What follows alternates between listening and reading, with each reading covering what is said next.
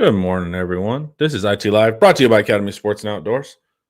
They were hyping a giant storm all last night in North Texas, dude. The derecho, it was coming for us, dude, and it was going to be 80 to 100 mile per hour winds. So we stayed up watching these live streams, and it made some loud thunder and stuff like that. But I'm a little bit tired. But I'm like, man, they really hyped these up.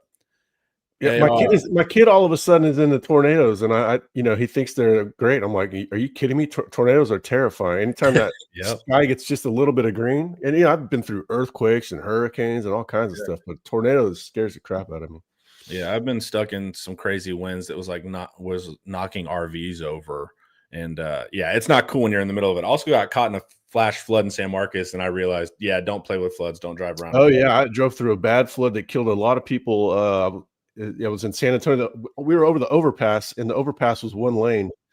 Everybody got to Kerrville or whatever, and just started drinking beer in a Taco Cabana because we were like, "What the hell did we just drive through?" So that's we got stuck in front of a Longhorn Steakhouse, and it wasn't even open, but the manager was cool. He let us in, so we just hung out and watched ESPN and let it run over. So it ended up being better than it could be, but man, that was crazy.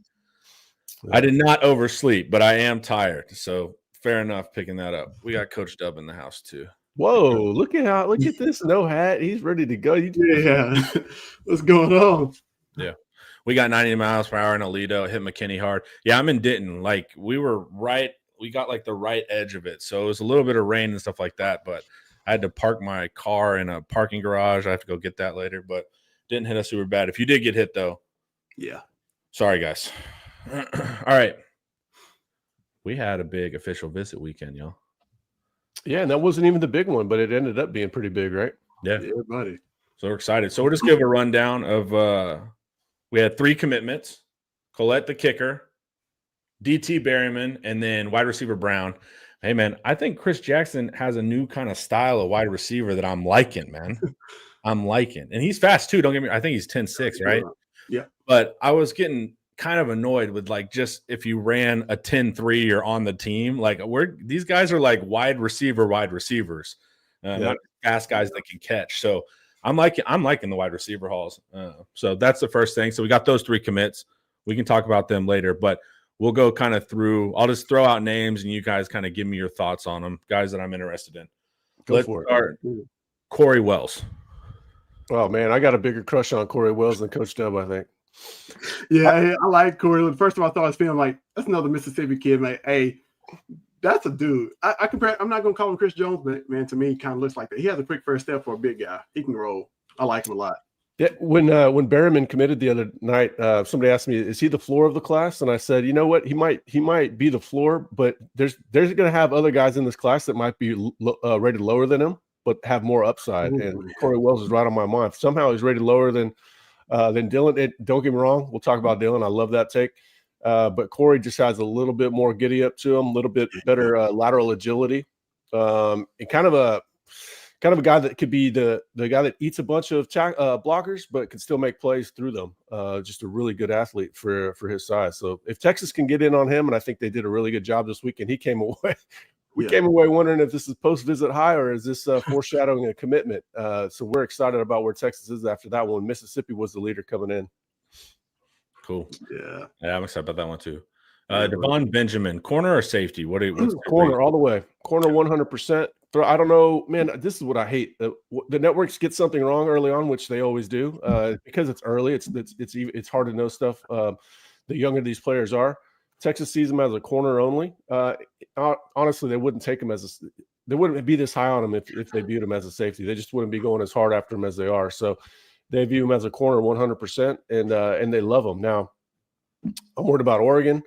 And the kid doesn't talk a whole lot. So it's kind of like, we don't really know what's rattling around in his mind. But the way Texas talks about him, it kind of foreshadows them going very, very hard when it matters, when it comes to the decision time.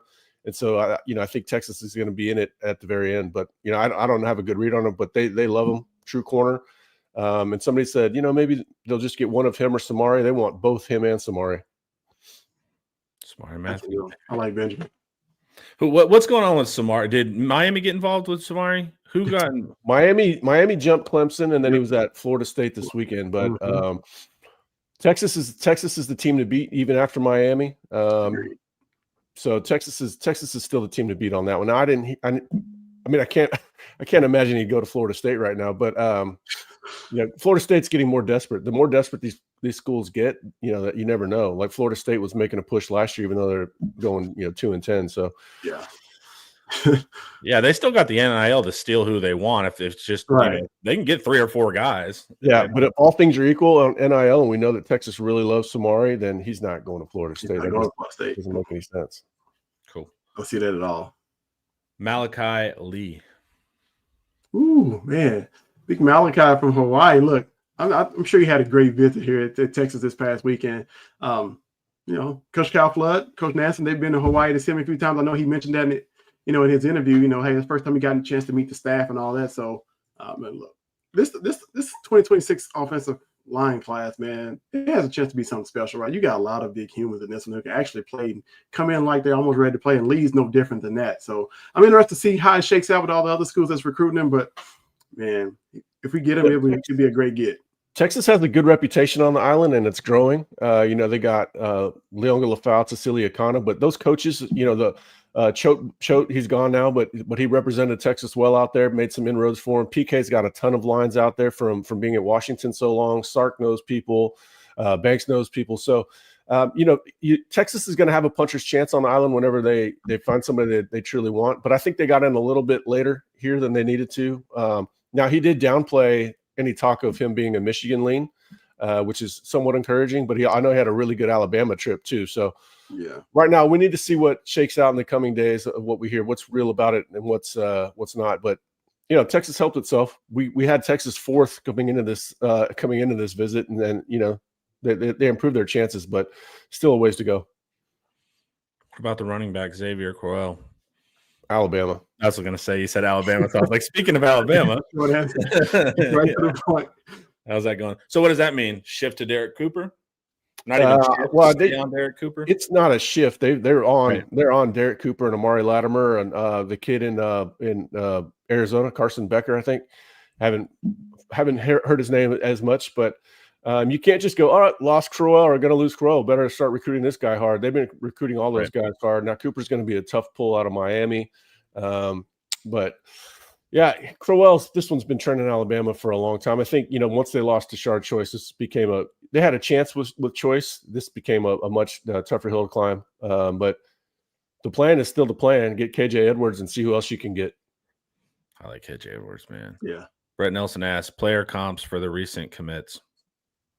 Start with Berryman. I hate comps on the fly. I like comps when they come to me organically. Exactly. Yeah. Dylan Berryman. So Dylan Berryman's supposed to be what everybody remember Kendall Jones out of Killeen that went to Alabama, and he was a 15-year-old, looked like the Incredible Hulk. They called him the Hulk. Dylan Berryman is what he's supposed to be, but Kendall got way too big. Alabama still took him. I couldn't believe it, and he got up to over 400 pounds and washed out. But early on when he saw Kendall, he was something serious, and then he got way too big. I think this Berryman's supposed to be is going to be just a movable anchor in the middle of the line. I don't think he's going to make a ton of plays behind the line of scrimmage, but you're not going to make a ton of plays going forward either. That's a good one. I can go with Nick Kendall. Anchor down. All right, for Brown. Brown's easy to me. That's DeAndre Moore. That's it. He's a bigger, stronger DeAndre Moore. Cool. And then, of course, guys, what are your kicker comps here for Colette? Oh, man. Is he right-footed or left-footed? You got another Cameron Dicker? I don't know. I was going to say, I just name a kicker. None of us can. He have a full foot. Can I use my Tom Dempsey? Dempsey had the record in the NFL. He had that half a foot. If he has a full foot, I can't use that one. Yeah. I think, it'd be even more sick if you guys had like one. Yeah, he reminds me exactly of that. All right. Yeah. Let's get Carlton, the Temple Edge. Yeah. Look, know he had a great time, man. I know he posted videos of him singing karaoke. He had everybody involved, man. It was live, but really had a great visit. Continue to build a relationship with Coach Clark, man. And so we'll see how this one shakes out. But yeah, I think he enjoyed himself. He wasn't too shy to sing karaoke, huh? I'd be deathly afraid up there. Nah, he had everybody was involved in that one. They were lit. Hey, I want that kid. I want that kid in the class because I'm fading Xavier Griffin. I just, I don't see Xavier Griffin being an impact player early enough at edge. Jamarian Carlton, I think, could start there and perhaps even grow into it. Sort of like a Caleb Chasen guy where he plays some traditional defensive line stuff. Caleb was spindly, but he was playing two hands in the ground a lot at North Shore and doing grown man stuff, even though they're going to play with their hand or standing up at edge in college. And I like that. I think that makes them learn how to play with leverage better, use his hands better. And so I was down on this kid for a little bit. I was high on him very early and then kind of, middle of the road on him. Now the more I look at film, compare him to Xavier Griffin, Carlton to me is the better fit for what Texas is looking for in this class. Cool. And shout out to him for the confidence. That's my worst nightmare. Like, hey, we're doing karaoke. Yeah, like, man. Oh no, please. I can never that's what freaks me. Anytime I learned about South Korea, I'm like, I couldn't hack it in South Korea because it's too common to go out for karaoke. That would have me hoping for a tornado. Yeah, that would have been like, please save me. All right. And then Lamar Brown. Oh man, LSU or A&M. Good visit. Obviously, NIL is going to be a major factor. Otherwise, we wouldn't be mentioning A&M. But I don't see Texas getting him. Now everybody wants him as D tackle, which is great. But we haven't really thought about him. And when we do our defensive line big board, we haven't really mocked him into the class ever. And good visit. But I would be surprised if Texas can make up ground on A&M and LSU. He's in Baton Rouge, right? His campus is literally on the LSU campus. Yeah, exactly. Yeah, that's funny if you lose that one though for Brian Kelly. They lost some kids in the past there, but it's few and far between. Do they get the you'll sometimes hear the Austin kid that grew. I remember. So I'm from Denton, and you would move to Austin, and everyone just hates their hometown no matter what. So I would meet the Austin kids, and they'd be like, "Man, I just got to get out of here." I'm like, "What are you talking about?" I'm like, "This is $1 million or $1 million person metropolis," and you guys are like, "I got to get out of my small town." And then they can only go to LA or New York at that point. Yeah, but it always just cracks me up. So I wonder if the Baton Rouge kids are like, "I just got to get out of here." Some of them are, and I think Texas is doing a good job of these kids in Mississippi. Like, hey, why don't you get out and see the world a little bit? Yeah. Mississippi's a little more clear though. It's like, let's get on out of here. Sometimes it's hard. Sometimes it's hard to get them out of there. Ole Miss and even Mississippi State have done a good job in the past of keeping those guys home. But man, if you can open the parents' mind, you got a real shot. You got a real shot. Yeah. I feel like Mississippi specifically, man. I couldn't do it. Get me out of here. All right. Oh yeah, so we'll make fun of goats. Who the heck would want to go to A&M? Wait, were those goats real? Yeah, they have to do it. They had real goats. Yeah. Huh? I thought they had dogs and somebody photoshopped in goats. No, they were real. No, they had real goats. Photoshop. Weird. Oh man, I thought they had dogs, I don't know, some sort of. You thought AI wasn't AI at play? No, it was real goats. You know who did a cool one? Not A&M, but USC. The red carpet. Yeah, well, no, that was corny to me. But they did these any forced emotion like that where everyone has to act excited is corny to me. But but they used their film production. So it's these guys look like they're fighting in a coliseum. And I was like, I don't know why USC, they have the best cinematic arts school. So it's why have they never leveraged their filmmaking abilities? And finally they're kind of doing that because I was like, that's one you have over everybody. Yeah. So USC had a couple cool ones. The forced red carpet, but also we'll make fun of it. And every recruiting trend next weekend, everyone's going to do it. So it's weird. It's crazy how much they just take that. I saw the Lambos were back, by the way, boys. Yeah. Orange, right? Yeah, I think I thought the red carpet thing at USC was kind of lame too. But yeah, you see schools, and I've seen it at Texas in the past, not right now though, where they just don't. You can tell that the athletic side of it is not on the same page as the academic side. Once you get the whole school working together, like maybe USC is doing now, you can leverage it a lot better. So I think there was a picture of Berryman and Howard sitting on a Lambo. I can't remember who it was. Yeah, anyways, it was a DT, and I was like, quit sitting on the Lambo. I was like, if you're a defensive tackle, dude, good luck, man. You're going to owe insurance money. But speaking of Berryman and Howard, these are two commits we have, two Louisiana guys, and then they're going to return again, actually, right? Yeah, they're coming back on the 20th. That's big. LSU's trying to get Howard on campus for an official visit that weekend, and so that's a good sign that they want him. It's also an even better sign that he's coming back to Austin. So what are we? Is that our little consensus group that they're going to kind of build out from there? They're going to be our core. Well, that weekend is going to be the 20th. There's going to be a lot of commits are taking their official visit that weekend. I do think they want to just kind of get everybody on board. Turntime's coming in that weekend. I think they're going to turn up the dial on him. I feel like that guy already sees himself in the class. He'll be like, hey, what? He's going to be, hello, fellow commits. I was going to do that. Hey, dude, whenever I watch the interview, I'm like, that's Texas, dude. You can just hear from the interviews, Yeah, absolutely. Yeah, you always want consensus building. One recruit helps you get the second recruit. It's like networking. One contact helps you get the next contact. Just keep building consensus. Yeah, splendid, Daddy. Speaking of recruiting, how about the look of desperation on BB's face in that recruiting pick? They're talking about he's doing all the horns down. Oh man, yeah, painful. Sorry, dude. That's got to be exhausting. To be that age, and you're like, I have to go act excited with 19-year-olds and do these photos. That's the fun. Oh, that reminds me. We didn't talk about Bo Jandro. They had the linebacker on campus this week. Jeez, that's terrible. Yeah, I like that kid actually. Natural inside linebacker, plays off ball. Not one of these guys you have to project. That's just an awesome athlete. You can actually see him doing linebacker things. He was on campus. His twin brother is committed to OU. Is that the kid that's totally jacked? He's pretty built up. Yeah, I mean, I didn't look at him that closely. I did see his dad in the Four Seasons wearing flip-flops. That was pretty funny. Hanging out. Arizona dudes, we don't wear shoes in Arizona. It's too damn hot. Yeah. I was going to say, they're used to it. They're all good. Yeah. All right, guys, before we keep going, though, let's hear a word from Academy. In honor of your service and support for our country, Academy Sports and Outdoors is offering military and first responders 10% off your purchase, both in your local Academy Sports and Outdoors and online, from April 27th through July 4th. Exclusions do apply. Visit academy.com/discount for details. Get your perks, guys. Get your perks. All right.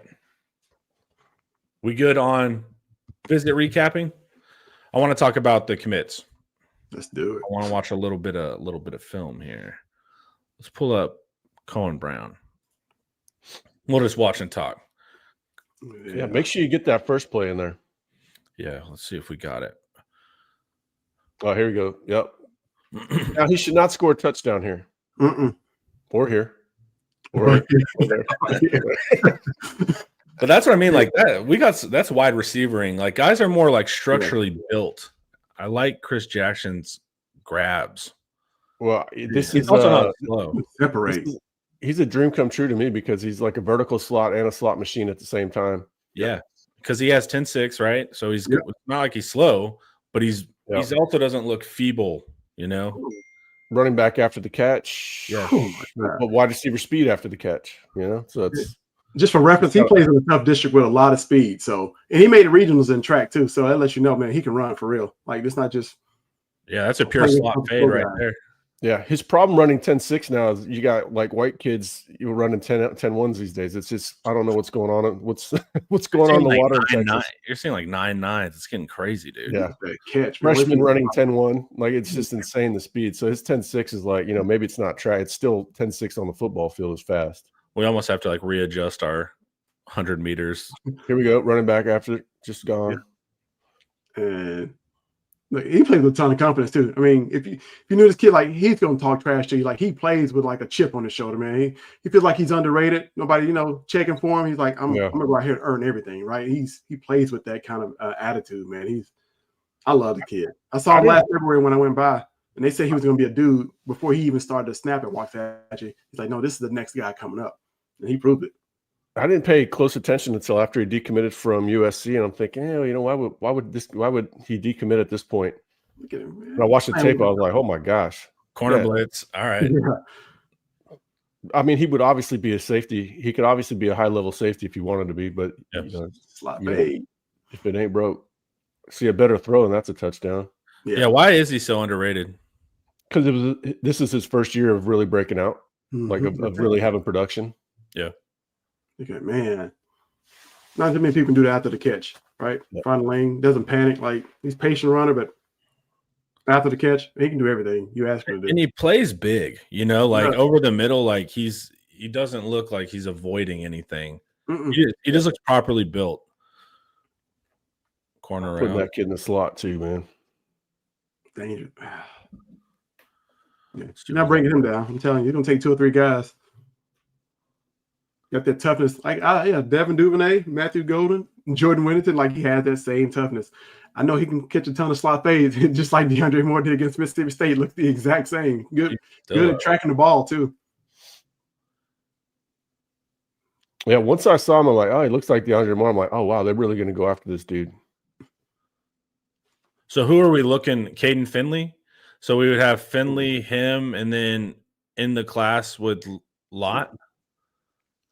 Ideally, Lott. They still got to win. Finley and Lott. I mean, we're gonna. I don't know. It's going to be fireworks or not on the 4th of July when Finley and Lott both commit. Right now, I think Texas. We'd predict Texas for both of them, but we don't feel super confident on that yet. Who's Finley? Growing confidence. Notre Dame. But yeah, so they got him and Chris Stewart. Both guys can play inside or outside. They're different. Like Stewart to me is, Stewart doesn't have the track times that he does, but I think Stewart even plays faster on the field than Cohen does. But you could play both of them inside or outside. Does everything you want to do from the slot, man. Good leave. Stayed working too, which is important. Really does. Receivers, not giving up on your route, paying attention to the quarterback. Caught that away from his body. Oh man, he's great. I love him. Exactly. I hadn't seen his huddle. I hadn't seen his huddle till yesterday, and I was excited. Yeah, and here's the thing. Texas had to be very aggressive last year, and that was not a cheap class by any stretch. And so, if you can get guys like Chris Stewart and Cohen Brown in, they're not exactly people aren't going after them like they're 5 stars, but this is not a great national wide receiver class. If you could find these guys in your backyard, don't overthink it. I love the process by the staff here. Okay, this versus Dunkerville, by the way, here, people. So if you're watching this film, he's not afraid. He can go against any one of those guys. So going against the best of the best, running through them like it's nothing. Here comes the cat blitz. Yep. Yeah, they had to play on defense quite a bit this past I think season. this is tremendous value, man. Like, that's incredible. I think he's a 3-star. Oh, we got some Jabari Mack activity in here. Did he decommit? Oh. Why do these guys mention Jabari Mack? I hope so. I have no idea. Oh, he must have decommitted. Let's look real quick. Why can't you guys just say, hey, Jabari Mack decommitted? How hard is that? Jabari Mack eyeballs. Is he watching this or what? Just say Jabari Mack. Could be good news, could be bad news. Yeah, y'all see. Go on the tweeters. All right. So if Jabari Mack opened it up, then you just have to feel like Texas has a big part in that. Because we were feeling pretty good about Texas and Jabari Mack before he committed to LSU, and then no, he didn't decommit publicly. Okay, what's going on? Why are they saying Jabari Mack? Good Lord. Not on his Twitter or from Hayes. Okay. Y'all need to do a lap. They He did got to bring up. Did he? He did get a part wrong. He said, "I'm honored to be a part of UA Next Football," but it was APART instead of APART. You guys are wondering, Eric's a writer. He's a professional writer. All right, let's check out Berriman. Anger, man. The big dog. Oof. Yeah. Cool music too. Music selection matters, dude. Oh, my wife knows when I'm jamming huddle. I know. There are 3 songs. Yeah. Everybody plays that one. Big Berriman, man. Like, I call him Bulldog in a China shot, man. He's just going to destroy. He's going to get low. He's going to go forward and try to destroy everything. But, like Eric already mentioned, and it's mentioned before, like, he's going to be the anchor here. Like, he's not going to get his name mentioned much, but he's going to be the reason everybody else has success around him, right? He's going to hold a double team. It's going to be hard to move this kid. I'm telling you. It's going to be great in situational, too, from goal line, short yardage, running downs. He's going to make his mark. Yeah, he's going to make you get the most out of your pricey investments. Like your starting Mike linebacker is not going to be cheap. Your edges are not going to be cheap. Probably the 3 tech next to him is not going to, the D tackle next to him is not going to be cheap. So that guy's going to help occupy people and let the playmakers go make plays. And also, we don't know if he stays cheap. Cheap now. Well, that's the tricky Right. part. Yeah, hopefully he's not. I saw someone on Facebook say that they got some tape of Berryman, like that they had inside sources, and they just posted the huddle, and it made me laugh. Just this morning, we're reading Facebook. it. They were like, "I got some tape of Berryman, guys." It's like, this is the huddle, man. Nah. Yeah, he came off the edge there. Look at him chase for the place and retrace his steps there on the screen, man. That's not easy for a big guy like that. What is he, 6'2", 320 right now or something? 6'2.5", 330 in the spring he measured. He had 34-inch arms. So his measurables are very close to Richard Anderson, 5-star committed to LSU, also out of Louisiana. Anderson's got 1.5 inches on him and 10, 15 pounds. But other than that, like everything they did testing-wise was very similar. Mm-hmm. Berryman's arms are 34. Richard Anderson's was 34.5. Their shuttles were similar somehow. I don't know how their shuttles were similar. But yeah, it's so these guys are saying Tank Jackson, Puna 4. This guy's much taller than those guys, man. Neither of those guys were even 6 foot. And Puna is an anomaly because he moved like a giant running back, and he had low center of gravity, very short guy, but then he had very long arms. And I think that's the mode, man. Like, I don't want some 6'6" nose. Like, getting under these offensive linemen is mattering more and more. Exactly. But the point is, normally when you're shorter, your arms are less long, and that's where it gets you. But if you have long arms and you're short, hey, man, that's perfect. Yeah, that's a huge advantage. And so Berryman at 6'2.5" is, that's not short, but compared to how wide he is, he's super wide kid. And then he's got good arm length. Like that arm length is you could play offensive tackle with 34-inch arms. All right. Good. He also has a better motor than Anderson too. Honestly, looking at comparing the film, I think he has a better motor than most guys. There you go, fullback circle like this. Yeah, he's vying for that spot to play on goal line. He wants to be the next Andre Sweat. He saw T'Vondre Sweat with the Heisman pose. Exactly. It's and he has good pursuit, man. So the mental eval is good. Like he'll chase down stuff. Yep. You'll see tackles, man, that like if their first 3 steps aren't productive, then they'll just stop and take a breather. I liked his demeanor in the interview too. Like, he was a D tackle, a few words, but he's seemed pretty thoughtful. Like he just seemed like certain, like very confident. Yeah. But comfortable. Like he seemed like a mature kid to me.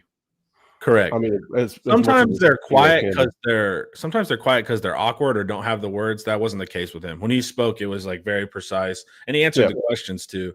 So I think he's solid there. And what is he? He's in some type of Charlie. Help me out. Like he does like what is he? Like the black fraternities, the stepper. Like what is that? What is that called, dude? I know I sound white right now. But he was saying he was doing like some stepping or whatever it's called, dude.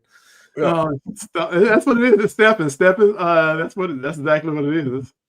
Yeah. So he's talking about that, and then he said him and Baker are cool, man. Yeah, definitely. I tell you what, Baker's gonna be a stud, man. Yeah, he is. Man. Yeah, what's Baker's kind of vibe? Is he a big brother vibe? Like, what is his? Sometimes it's more like a fatherly coach. Sometimes it's like a brother. Like, do you guys know if it's more youthful or if it's more? I think authentic is what I always hear about him. It is, yeah, and it depends on the kid too. Some kids look at him as a father figure or the older big brother mentor that they feel like they can go relate to, can teach them more just about football. And you hear that for a lot from maybe 27 kids, right? Because they're really getting to know him, but. Yeah, I think he's authentic, like Eric just said, man. People can just relate to him. Yeah. How does he coach? Is he intense? On the Jeff Banks scale. No, what we heard was more teaching. Teaching is what we heard about him. Now, I mean, every coach is going to get on you. It's not on Jeff Banks. No, yeah, we heard more teaching. Because it was in comparison to Bo Davis when I asked. But I need to stomp the yard. We need to check on that again. It's been a while. But yeah, I don't think he's a big yeller or anything like that. But every once in a while you're gonna have to cut loose. So here's the big thing. Speaking of Bo Davis, we're starting early in our recruiting, and then we hope to get it done. So like we've had, defensive tackles has always been like short a guy or two, or short 4 guys, or making it come down to the wire, or when it comes down to the wire, you're gonna pay more. So it's like it looks like Baker is getting started with the defensive tackles early also bringing all these transfers. Like, you think in next year, man, you're going to feel good about the I room. already feel good about it. And then, this has been like my crusade for the last 3 years is where it was going. Because, I'd see these guys go off to the NFL like, all right, there's nobody. Two go out, you need two coming in. And we weren't seeing that. They weren't hitting numbers. They weren't taking the right guys. And so my crusade is nearing its end. I think it's going to be over with this class. The confluence of the 3-man class last year, I think all three of those guys are going to be really good. Yeah. The numbers that they brought in with the portal, with a couple of those guys having real upside. Alex January is a very important piece. I'm not forgetting about Melvin Hills. I just don't think he's more of a guy that makes an impact in his later years. And then this class is right on time. And so I'm pretty much done. If he puts this class to bed, my confidence, I'll put that on autopilot. But I love the Berryman take I wrote about it, is because this looks like they're going to finally hit their numbers. But even let's say they only get 3, they wanted 4 last year. Let's say they get 3 this year. Berryman's a great member for a 3-man class. Now, if he's in a 4-man class, they're probably doing something. It's going to be an insane group. But a 3-man class, that's good. But as long as they get 3, they're good. 4 would probably be ideal, because that's, you don't want to have to go to the portal. They've taken 8 guys out of the portal in the last 2 cycles. That's insane. Wow. That's not what you want to do. That money can be going somewhere else. Yeah. Sure. All right. So the big question: what position are we going to be mad about next?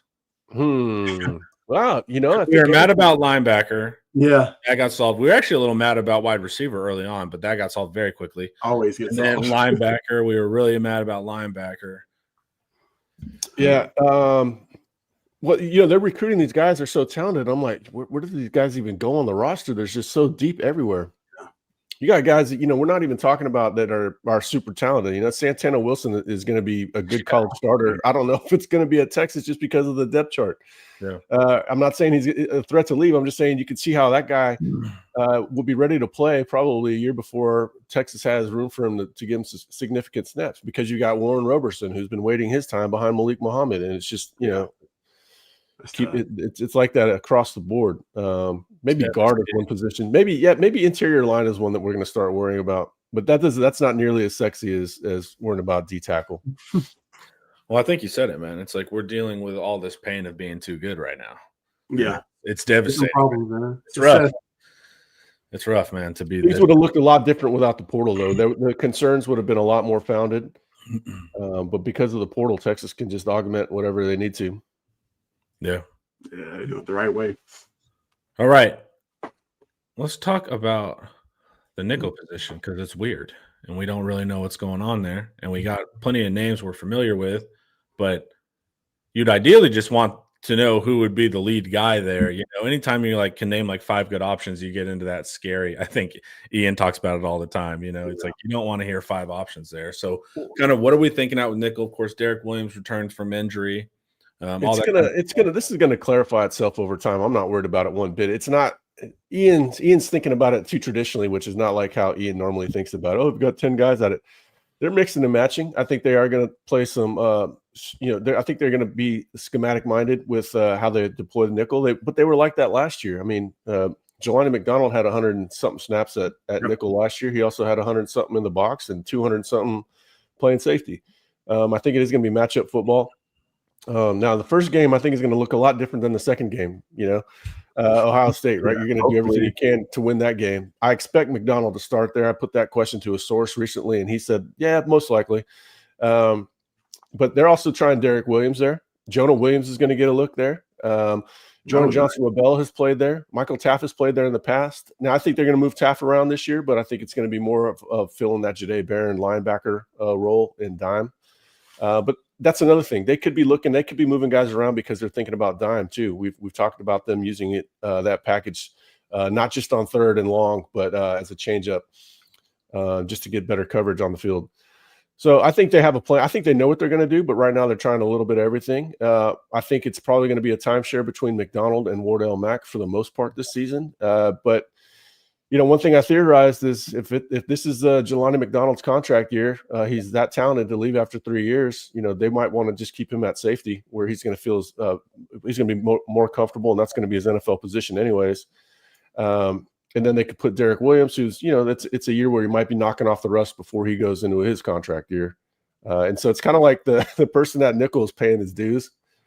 before he gets his chance to break out. We saw that with Barron. We're seeing it I was with going to Bilbo. say that seems Yeah. like for whatever reason you got to go serve at nickel until you can. It's like You the ready? man in the iron mask for a year. You got to go. You want go your wear the iron millions? mask. No problem. You got to Yeah, we do are. your I know you mentioned it earlier, and I know he's just a baby. He's a Preston Grayson Littleton also. I don't know if he won't play early. Do you see him like mixing them in throughout the season, just let him get snaps as he goes through the season, getting comfortable with it because he could be a player.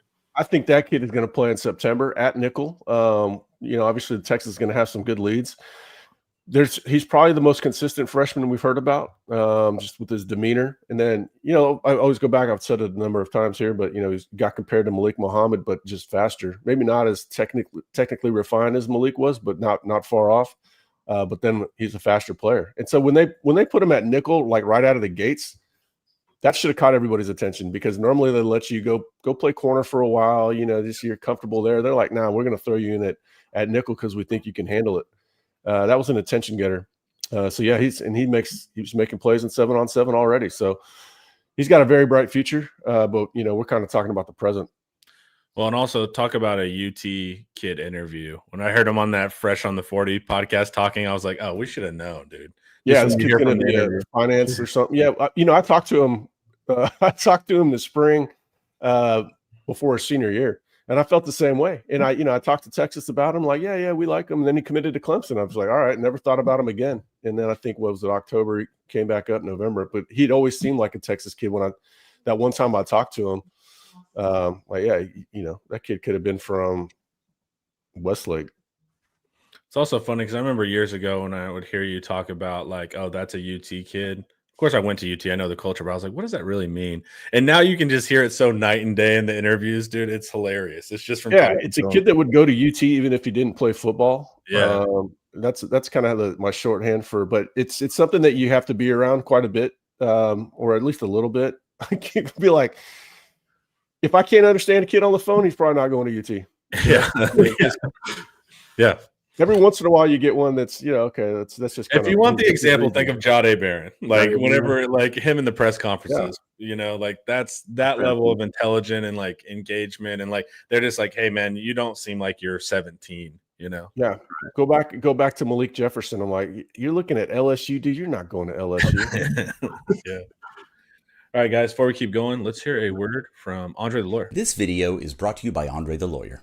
If you're injured, trust the team that secured millions for their clients and helped thousands of Texans with their injury case. Car wrecks, slip and falls, 18-wheeler accidents, on-the-job injuries, and wrongful deaths. Don't let insurance tell you what your claim is worth. Hire Andre the Lawyer to fight for you. Principal office is in Dallas, but they serve Texans throughout the state. So don't wait and call Andre the Lawyer today at 214-444-8808. That's 214-444-8808. The contact information is in the description. Thank you, LC. We always bring them in just for that. All right. So I want Jelani McDonald at nickel because that seems sick. And if you have healthy Derek Williams up top, man, with his range, I love that. If we can make that happen, it's going to be cool. But we have so many interesting, like you're talking about, like Santana Wilson, Roberson, like Jordan Johnson Rubel. We have like all these cool names, that are just like hanging back there. It's like we got to wait kind of one more year, but it's I think JJR is pretty important for this year though, because if you got Jelani playing now, I think Jelani's going to play both star and safety. Even if my theory isn't accurate that they're trying to get him into his contract here. But Jordan Johnson is a very important player because they rotate safeties. He's either going to be your third safety or your fourth safety, and that guy's going to play quite a bit. Now, there's a lot of confidence in him, his readiness. Another one of those kids that's kind of just mentally advanced as a football player. And so he's ready to play. They threw him at nickel early in his career too because he could handle it, and he made some plays. Now, I don't know. I think he's more of a guy that you want out there against a running team playing nickel like Jelani, and he doesn't have Jelani's length, but he's a stout kid. Yeah, he's a hitter too. He's physical. I like it. He's like a bigger Chris Brown. Remember Chris Brown playing at Texas, that 2019 team? Chris had a pretty good season that year. Yeah, I think he's a better version of Chris Brown and a little faster than probably given credit for. So I think Jordan's going to play a pretty big role this season as a backup, of course. What's the rep on IMG? Do kids that really come out of there a lot better, or do they go to IMG because they're already far ahead? Like what's IMG's kind of? No, they definitely sell them on. They just got the kid out of center, Jamarius Canton, 2018 kid is he 2028 or 2027? 2028, right? Yeah, he's 28. This kid has a chance to be the number one player in the country, and I don't know if he's going to keep progressing or whatever. But they go into a small town and say, "Oh, you're not going to be found over here," even though we're already talking about you. You're 2028. We're on this little YouTube show. We're already talking about you. Yeah. He's been found, ball. He's been found, guys. So they talk about it's more of a structured environment. It's not. It's a lot deeper than school. They sell it as getting them ready for college. It's just a lot more organized, structured. Like I said, that's kind of the selling point. But there's not really a kid in America if he doesn't have social media that they truly need IMG. It's not 1994 and they're tennis players. That's what IMG was. Jennifer Capriati was going to play there. It's not really needed, but they definitely take advantage of it. Yeah. Texas doesn't play around with that, though. Those high school coaches are not letting these academies show up like that. I like that bummed me out about Canton. That kid. Very few kids blow me away like that, and I'm talking about them this far in advance. Yeah. I just always wonder if those prep schools actually do that, right? Or are you already advanced, so you go there, so you look good? You get what I'm saying? Most people that go to Harvard are already smart. Yeah, right. They recruit like colleges, man. They try to find the next up-and-coming guy, tag their name to it, and then try to sell them on anything else. Honestly, that's how I feel about it. Quick answer. Are you a fan of the DT we picked up this weekend, Eric? I'll answer for him. Yes. Yeah. I like clean fits, and that kid, it has about the cleanest fit you'll ever find. It's going to be a run plugger. Occupy blocks, make everybody else's life easier. Yeah, I'm a big fan of it. Clear fit, obvious need. They need some guys like that. Basically, he's like the Sharma. He doesn't move quite like Sharma, but that's kind of be his. He's a big, wide body, tough to move. Yeah, I'm a fan of it. I was excited for Sharma. Sharma also a kid when I heard him interviewed. I was like, okay. All right. Program excitement, Eric. I talked to Sharma too. I was not expecting that voice to come out. Whenever I saw him, I was like, oh, I get it. That's okay. Yeah, I'm like walking up to him softly. Hey, how's it going, boss? Hey, how are you? Yeah, for sure. All right. Eric brought the excitement on Friday, opening the program. Feels excited, right? The fans are a little scared, right? Is this the step back? Everybody went to the NFL, man. Where's our offensive line? So everyone's kind of tempering expectations. Besides our loyal fans that have no reasonable nature to them. It's national championship 24/7. But it's looking good, man. It seems like the culture is really setting in. And this is the first year where, we don't have anybody left, right? This is the first year of purely Sarkisian. Taff. That's our guys, yeah. Taff was a walk-on. Yeah, you're right. Yeah. Taff. But the point is the culture is set now. You're walking into something, and it's different. We don't have to do the pitch of turn this thing around, guys. Please help us. Like I said, USC's doing it. Everybody come to USC. We can make it happen. I was like, I remember those years at Texas where we had to beg for that. But this year it's like, hey, come in and we're going to keep winning. We don't have to turn anything around. That matters. Yeah, it's a repeating machine at this point. Just make sure you keep cultivating leaders. They're kind of doing that themselves. And you can only see them in stages. We can already tell you who's going to be the next wave of leaders, typically a year in advance. They're being cultivated. They're just not as vocal, but they're doing all the right things. And then when it's their time to become more vocal, that's what they do. They step up. Now, obviously, this team is kind of dominated on both sides of the ball by number 16. Arch is the leader of offense. Taff is the leader of the defense. But there's a number of leaders. We talk about Malik Muhammad stepping up. Anthony Hill, of course. Who's a D tackle guy? So nobody at D tackle necessarily, but Alex January is a guy that's taking the next step and doing things the right way. Ethan Burke as well, even though he's a little goofy at times. So there's always that next guy ready to step up. I was bullish on Sark when he went 5-7 because I could see the leadership taking root. What he was doing to establish culture was really impressive, even after 5-7. We talked about it at the time. Nobody wanted to leave Texas. Normally, you see a team that goes 5-7 and everybody's trying to jump ship. Yeah. The only players that left were the players that they needed to leave because they didn't feel like they were culture fits. So that was really eye opening to me. So Sark just has this program in the perfect place. And we know we get some interesting data points on culture because they get so many kids from other schools now because of the movement between through the transfer portal. So they've gotten guys from Georgia, Alabama, a lot from Alabama, Ohio State, Ryan, not just Quinn Ewers, but Ryan Watts, and all these other schools. And so we're always hearing about, man, you guys work. We thought we worked hard at whatever the school they came from. But it's nothing like here. You guys run a lot. We talk about the culture. They thought they were working hard at their previous school, and then it's eye-opening once they get to Texas. And so just in the last week, we're hearing more of the same of that with all the influx of transfers. And so, it just gives me confidence. And that's why, this is the most excited I've been about Texas football since 2005. And 2005 was when I had the pure fan hysteria going on. I wasn't writing or anything like that. I never knew I'd be doing this for a living. And I was just one of these crazy fans. And it wasn't one of those that's like, oh, we're going to win it every year. But after Vince became Vince in the Rose Bowl against Michigan, I've started thinking, okay, it's Texas versus USC. I mean, everybody was thinking the same thing, especially after Texas beat Ohio State. And so, it's hard to be more excited than that season. Well, I'll never be as excited as that season because I'll never be a fan again, technically.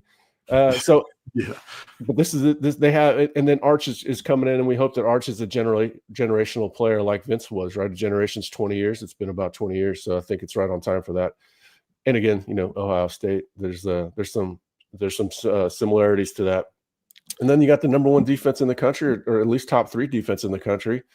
So that's just a super high floor for the team, but also because we don't exactly know what Arch is, or maybe we don't quite know what Wingo is yet, and maybe the run game takes off. Maybe the ceiling for the offense is even higher than we think. Hell yeah. That's dope. And plus, we don't know what all the other teams are going to be. Like, a lot of people got a lot of things to replace, right? I feel like Texas is on the cusp where they don't have that much to replace that other teams do. That sparked my optimism. A lot of people said, if Arch comes back, they'll be better in 2026. But every other team's going to be better in 2026 too. I think right now is perfect timing for Texas. Yeah, they have some questions. Offensive line, of course. And Arch is, he's going to make some mistakes. Whatever. Ryan Wingo's still learning. You wish that they would have like an Adonai Mitchell coming in or something, but for the most part, Texas has far fewer questions than any other team I've seen. Maybe Clemson, but come on, man. Well, this is also this is real developmental timeline depth for Flood. Like everyone we had go, like they started and they went. Like now we're actually seeing the kids that you got to bake, and so that's where we really see what's up with the offensive line. And just because we don't know something, it's an unanswered question. It doesn't mean it's a affirmative or a negative. Right. Well, like I reported last week, Umi Ozulu came back looking better than when he left. And when that happens over May, when you don't have eyes on you and you're outside of the structure, that's a very good sign that he's locking in. I can't wait to hear what about him in August. Hopefully hopefully that carries over to assignment soundness and reliability and consistency, but also gap schemes I think are going to help him too. So being a first-year starter is not the same as being a first-year player. Starting later in your career is a lot more beneficial than starting earlier in your career. We had to see Christian Jones play a year before he was ready, but what did he ultimately become? 4th-round draft pick. Yeah, and that year before, yeesh. Yeah, the year before he started at left tackle. A year before he was ready, it was unfair to him. I mean, he's doing what he can for the team, but look how he improved over time. So we're not really seeing those guys having to do those. Those take it on the chin years. Yeah, that showed me something. I needed to keep quiet on some of that stuff because I remember Christian Jones. I was like, we cannot start him again. And then he comes back and it just told me it's like, all right, because I was used to being in a bad program, so no one develops. So it's like, what are we doing? The crazy thing about him is we kept hearing about his talent, but his overall ability. His high school tape was an absolute mess, but you could see him doing things. Both like he was going to go to Cal to play D line, so that tells you like his upside as far as an athlete. He just outgrew soccer, so that's a crazy background. Yeah, he was. He was an interesting one, but he stuck to the script, and just an awesome avatar for the staff as far as development because he did come a long way. He had a long way to go. That's why mental eval truly matters. The longer the road, the better the mental eval better be. Yeah, for sure. So, feeling good, excited. Arch, of course, being a huge difference. We've covered on the Wednesday show with Ian how much flexibility that gives us offensively. Yes. Just schematically, you can really unlock a lot of things with Arch. So that's going to be cool. And like we said, we've done Arch tape study too. We think he's a good player, guys. It's not just a name on the back of his jersey. Exactly. All right. Two things quick. The house settlement.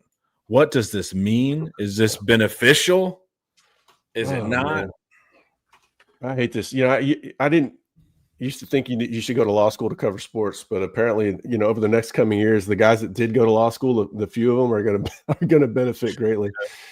Here's what I know: a lot of these things have not been don't catch Texas by surprise at all. They've got a pulse of it. I wrote an article in January that covered the house settlement's going to pass in July, and they know the timeline. There's an expectation of what's going on. Now it's going to be a huge convoluted mess. There's going to be it's going to be lawsuit after lawsuit. Eventually, it's going to have to be legislated federally just to get uniformity across all the differing states. If you look at the founding of this country, it was meant to be every state have its own identity and all these things. Well, that's what's taking place with NIL, and that's the way it should be.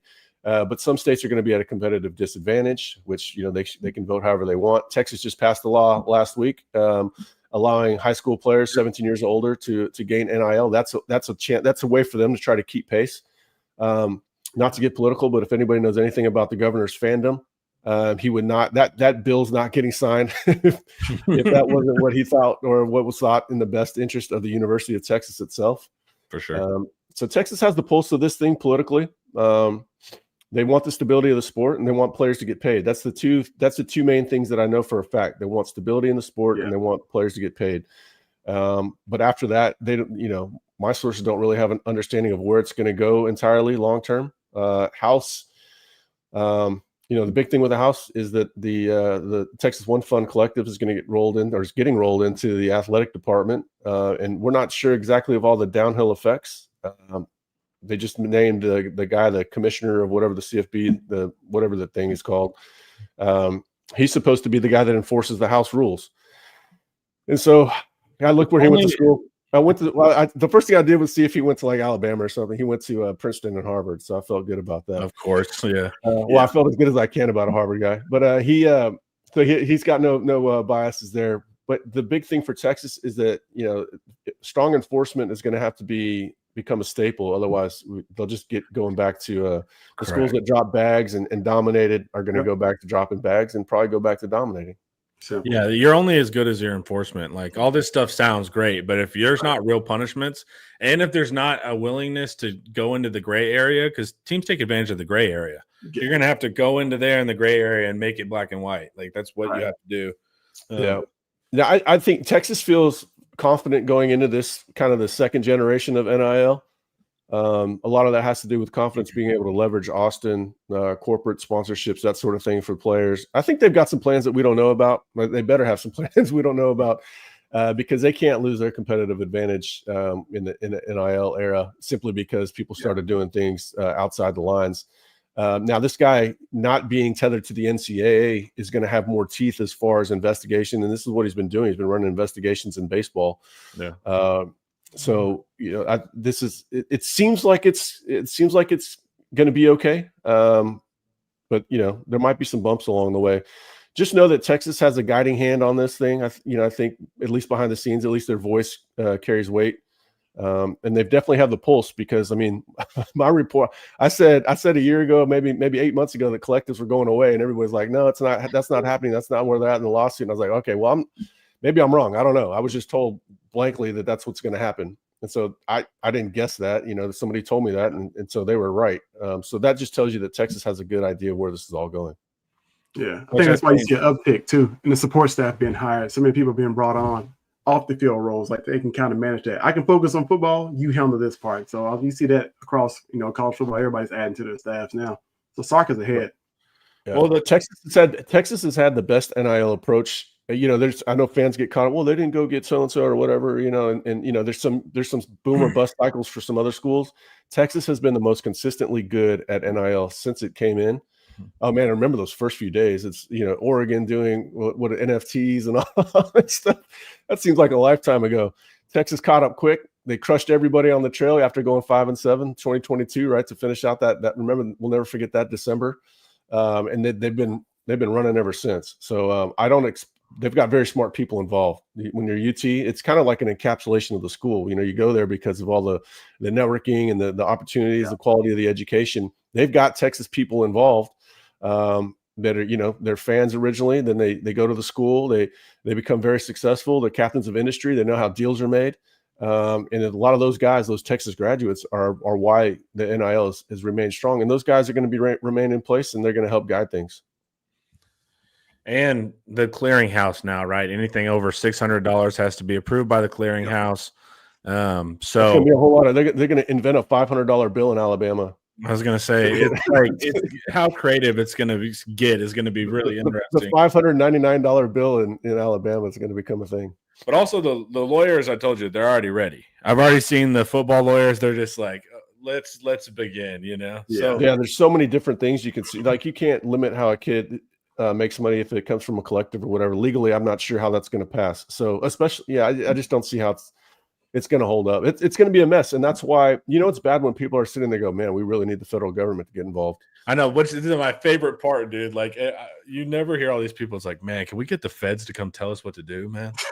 Like, Yeah. it's bad. Yeah. You need uniformity. It's kinda whatever. We'll see. Texas is going to remain okay, but I want them to remain great. Obviously, they've had a good competitive advantage now. That should never go away in the NIL era. If Texas's competitive advantage goes away in the NIL era, that means people are doing illegal things because nobody else has the built-in advantages that Texas does, the market that it does, the leverage that the branding has.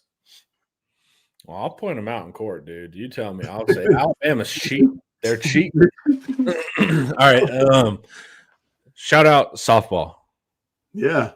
That was my first series to watch of softball.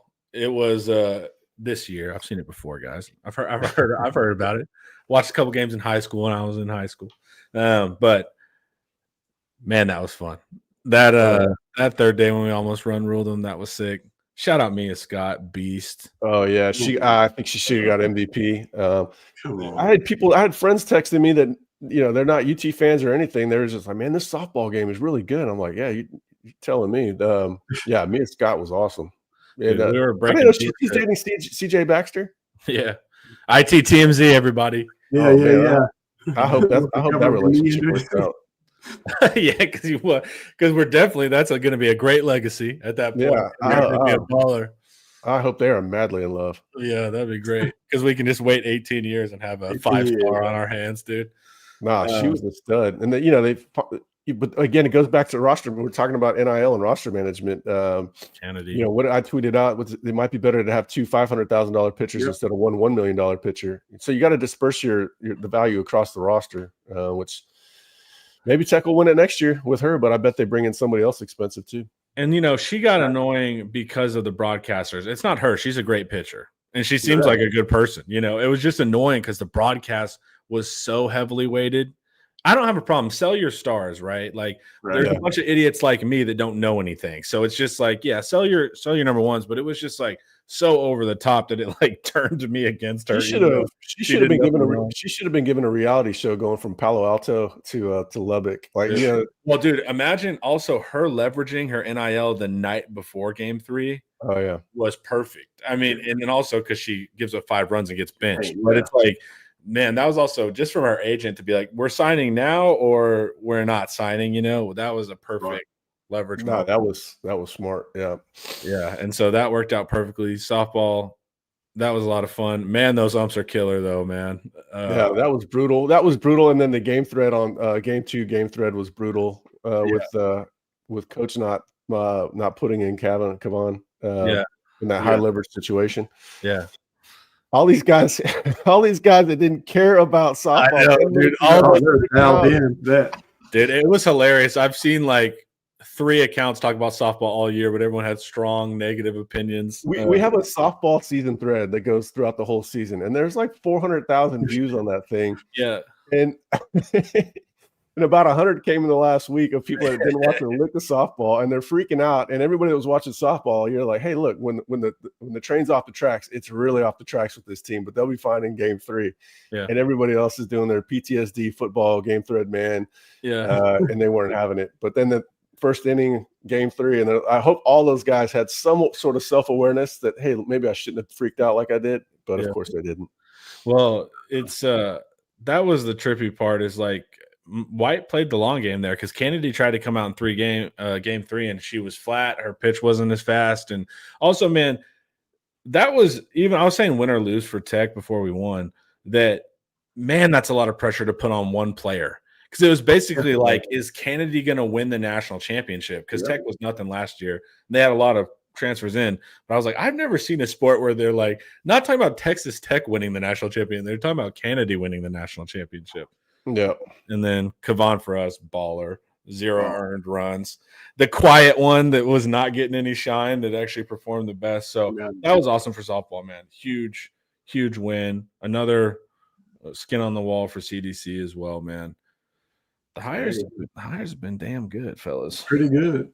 Yeah. So Sark's turn. Sark, you're up, Sark. But yeah, that was a lot of fun for idiots like me to watch that win. That game 3 was a lot of fun too. We did have a single comment go. Wish baseball could have done this. I was actually impressed that there was for the most part they were. The fans were really into it. You see, Twitter was going wild too, man. Everybody was talking about softball. It was fun to watch. It was not just fun because, hey, you want Texas to win. Like, it was legitimately entertaining. It was so much drama, like the refs, the umpires just kept doing weird shit. But yeah.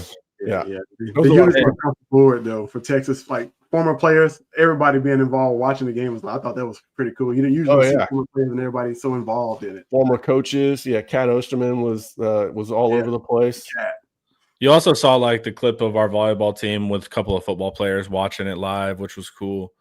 I'll go to these speaking engagements from time to time, and it'll have Stark and then a couple other coaches, and you could tell they genuinely all like each other. They talk a lot. I was kind of surprised. I would think they were more compartmentalized, but I think they go on a retreat every year. The coaches do. Yeah. And so it seems like they're certainly pulling for each other, almost in a genuine sense. I'm sure White got a call from Sark after that. Yeah, you'll see them at each other's press conferences. You'll see them supporting each other on Twitter, and like you said, he doesn't. Sean Miller was vocal on Twitter. Yeah. So it's cool. That was what is obstruction? I don't know what it is in the softball sense. I tried to get a understanding from my 3 days of viewership. Man, I'm telling you, good softball and good volleyball for women's sports, man. Those are exciting sports. When you're at the top of them, man, softball and volleyball, man, are a lot of fun. I've always liked, one of the biggest travesties in sports, and this made me like weirdly irate, was when they kicked the softball out of the Olympics because USA was too dominant. I'm like, this what are little girls supposed to aspire to? Some beer league? I mean, come on, that legitimately ticked me off. Yeah. Partially because we were so dominant, but also like this is what girls aspire to do, is play. College is a great goal, but I mean, if there's got to be something for a 23-year-old softball player. Sure. Yeah, that is what's tough. Where you'll hear these stories, and they're like, and this is the end of the journey, and it's like, all right, it's like, wish there was a little something to do after that. And like we said, they had 3 nights of like breaking viewership records. So, but women's sports seem to be on a little bit of a heater lately, man. It has been. So it's like, hopefully we can keep building that up. Some of it good, some of it not so good. I watch WNBA on Twitter because some of that stuff is funny. Well, WWE and women's basketball, dude. Yeah, it's getting intense, and people are injecting all sorts of outside issues into it. But that's how you that's how you captivate the Americans. It seems. Hey. Yeah, it works. All right, chat. Thanks for hanging out, Eric, Coach. Thank you guys for hanging out as well. We're going to have baseball show at noon. We'll see what we're covering on the baseball show. We might be talking some other teams here, maybe some transfer portal. So that one. Yeah, I might have to go back to softball. Yeah, I was going to say, we'll see. And then we got the reheat coming later tonight, guys. So make sure to tune in. As always, we're dropping about 3 videos a day. We appreciate your time. This was IT Live, brought to you by Academy Sports and Outdoors. Later.